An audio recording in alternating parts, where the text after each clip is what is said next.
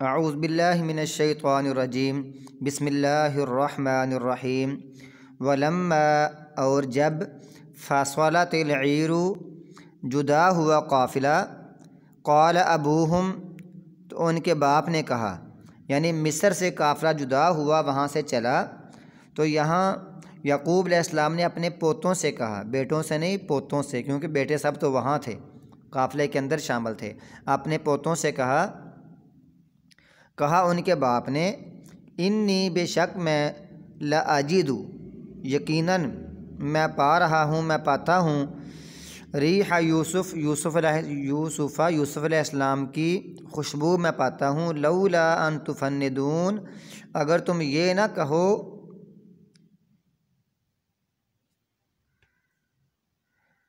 تم مجھے بہکا ہوا نہ کہو،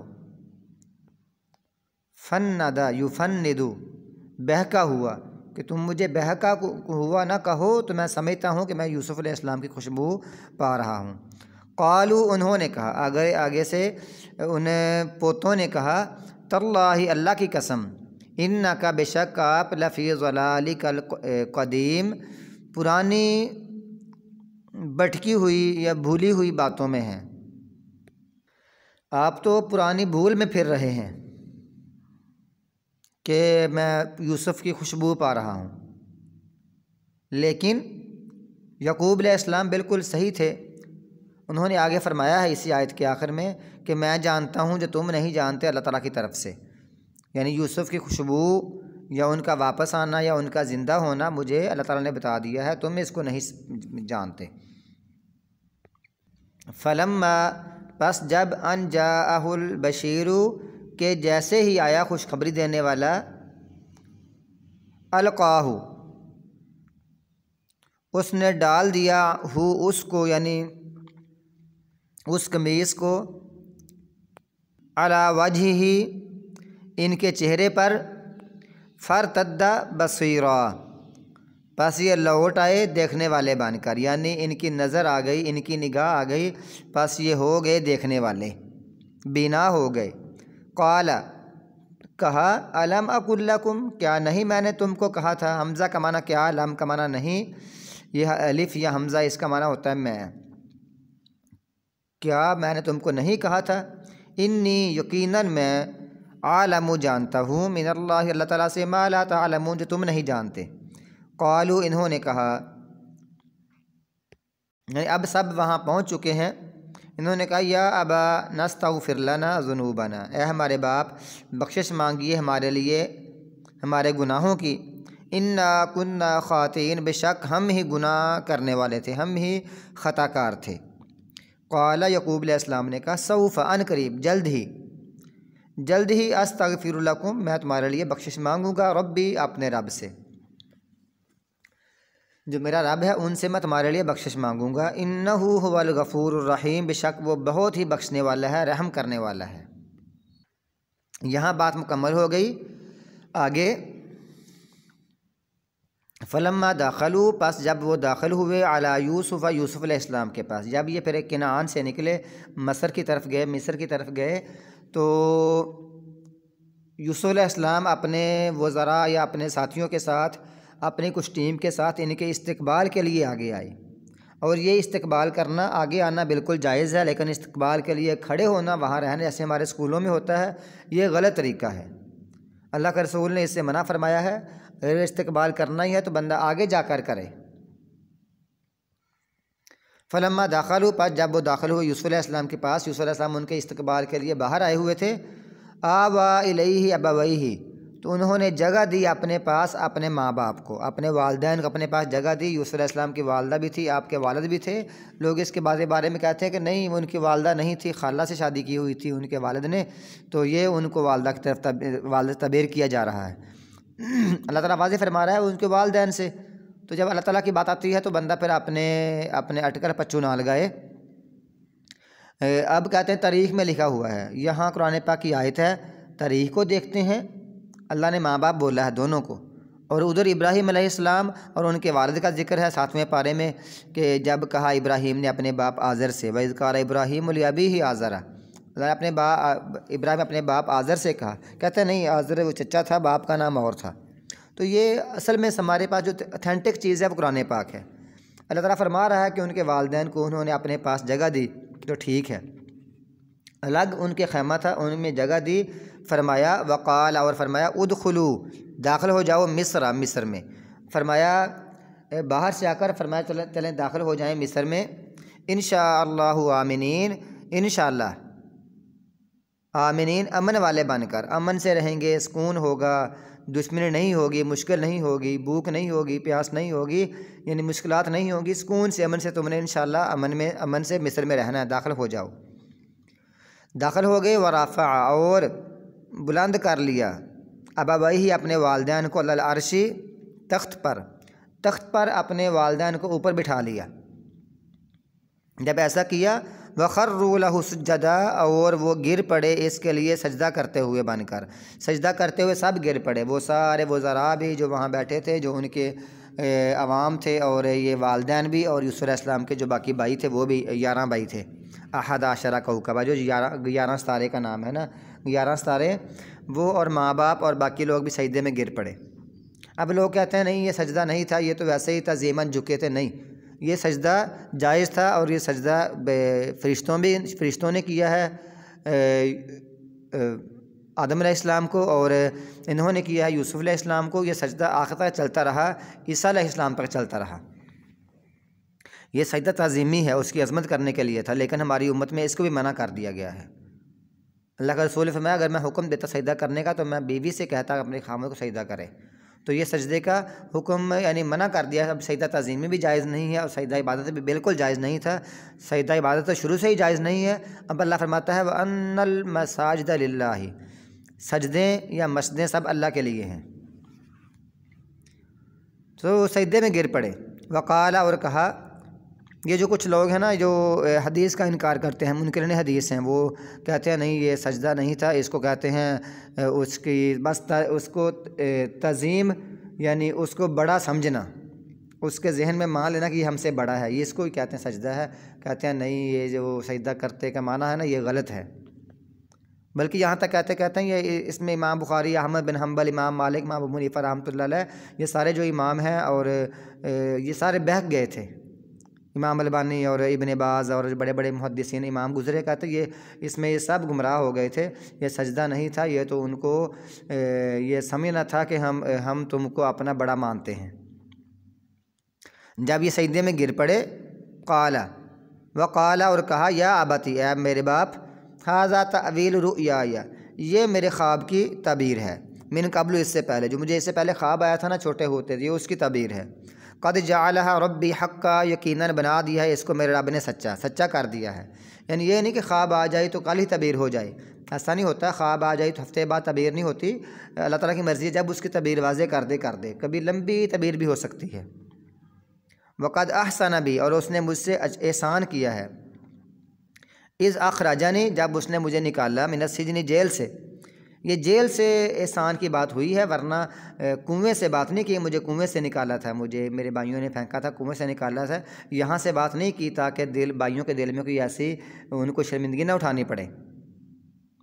یہ جیل سے شروع کی یہ بات، مجھے نکالا جیل سے، وجاء بکم،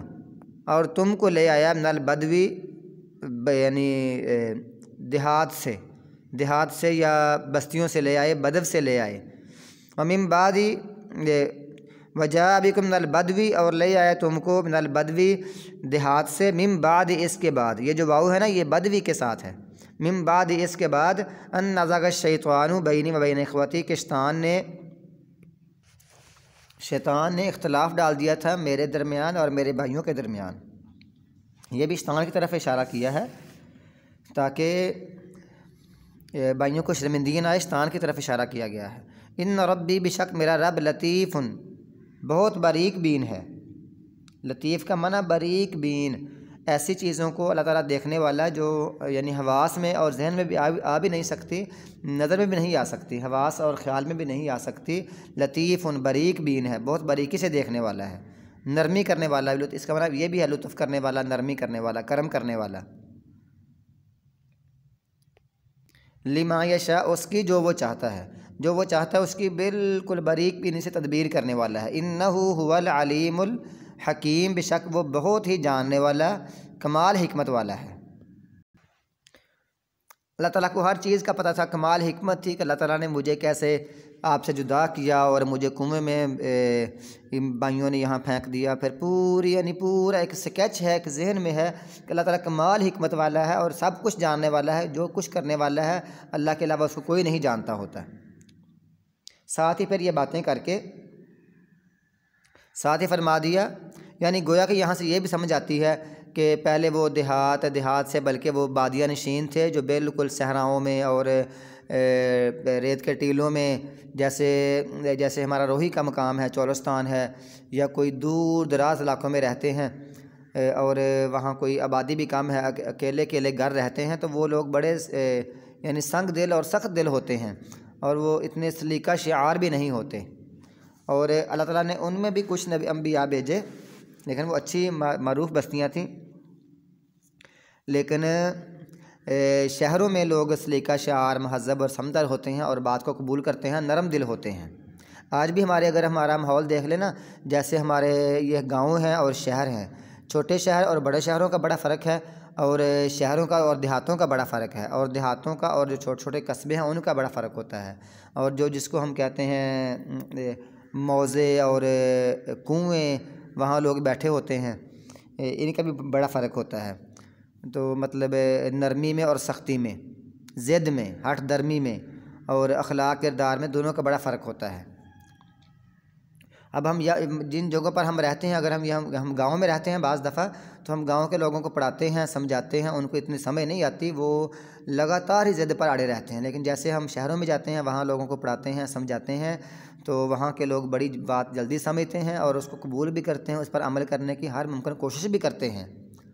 یہ بڑا فرق ہوتا ہے دیہاتوں کا اور شہروں کا اور قصبوں کا اور بستیوں کا۔ یہ ساتھ بات کر لی، اس کے بعد کہا ربی یا میرے رب،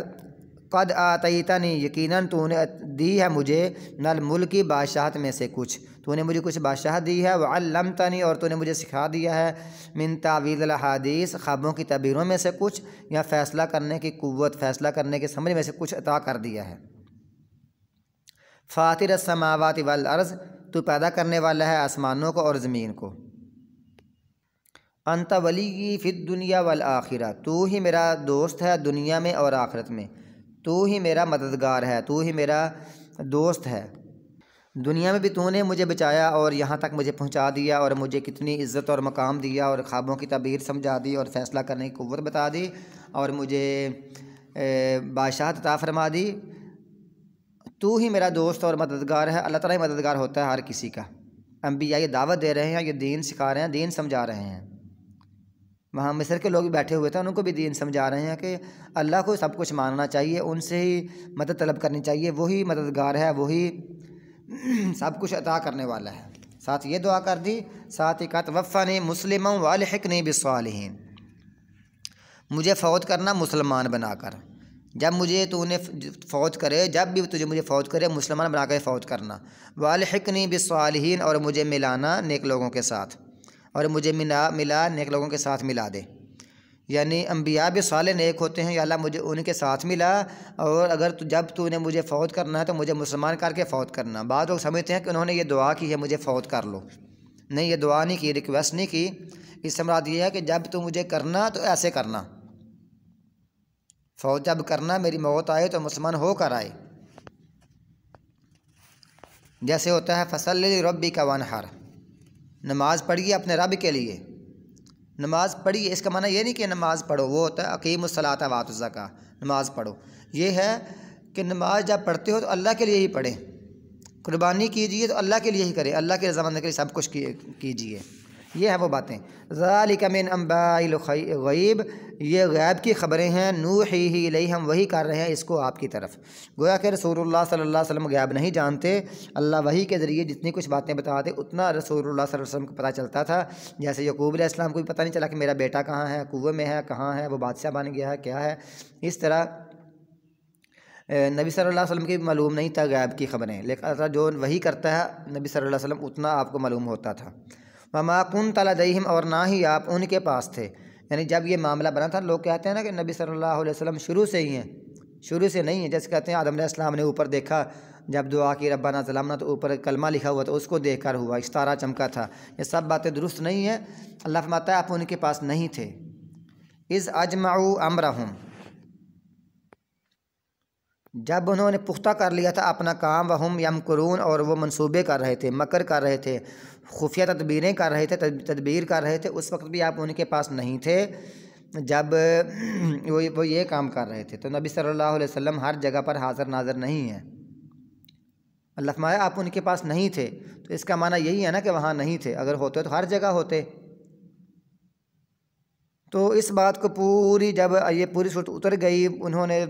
مکہ والوں نے پورا یہ واقعہ سن لیا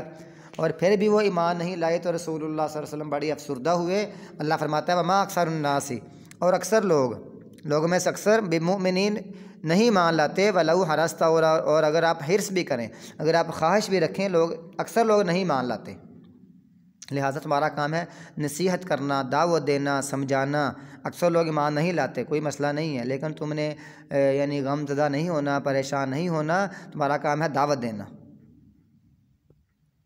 وما تسألهم علیہ من اجر، اور نہیں آپ سوال کرتے ان سے اس پر کسی اجر کا، کسی مزدوری کا بھی سوال نہیں کرتے۔ شاید وہ اس لیے قبول نہیں کر رہے کہ پتہ نہیں ان کو مزدوری دینی پڑتی ہے، لیکن آپ مزدوری بھی ان سے نہیں مانگتے، وہ پھر بھی ایمان نہیں لا رہے۔ ان هو الا ذکر للعالمین، نہیں ہے یہ مگر نصیحت ہے تمام جہانوں کے لیے۔ یہ صرف ان کے لیے نہیں، یہ تمام جہانوں کے لیے نصیحت ہے۔ جو اس کو سمجھنا چاہتا ہے، پڑھنا چاہتا ہے، وہ کوشش کر کے اس کو سمجھے، اس کو پڑھ کے اس پر عمل کرے۔ یہ تو ایک نصیحت ہے، کوئی مانے یا نہ مانے۔